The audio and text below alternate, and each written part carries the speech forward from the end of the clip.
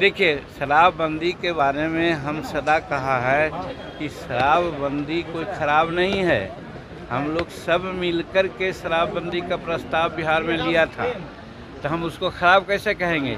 लेकिन उसके क्रियान्विति में, एग्जीक्यूशन में गड़बड़ी हो रही है। और वो गड़बड़ी हो रही है कि गरीब तबके के लोग अगर पाव भर भी कहीं सेवन कर लिया तो ब्रेथ एनालाइजर लगाया जाता है, जेल भेजा जाता है।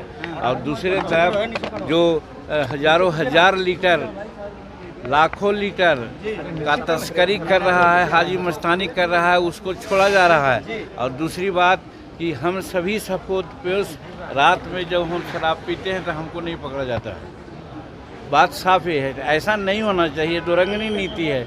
इसीलिए नीतीश कुमार जी को कई एक बार कहा और धन्यवाद देते हैं कि वो तीसरी समीक्षा भी किए थे।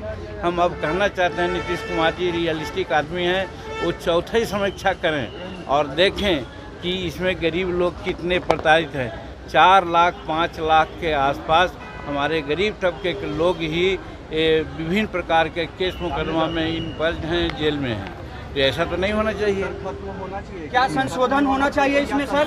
हम तो अरे भैया, हम तो आपसे कहा कि तीसरी समीक्षा उन्होंने की थी, अगेन समीक्षा करने की जरूरत है।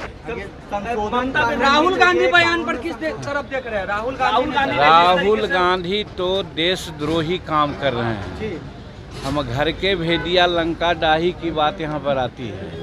तो हमारे घर में बहुत तरह की बातें हो सकती है, अच्छी बातों को कहना चाहिए जा करके। अगर कहीं कोई गड़बड़ बात है, जबकि गड़बड़ी नहीं है, नरेंद्र मोदी जी के नेतृत्व में यहाँ जो भी चल रहा है बहुत ठीक चल रहा है।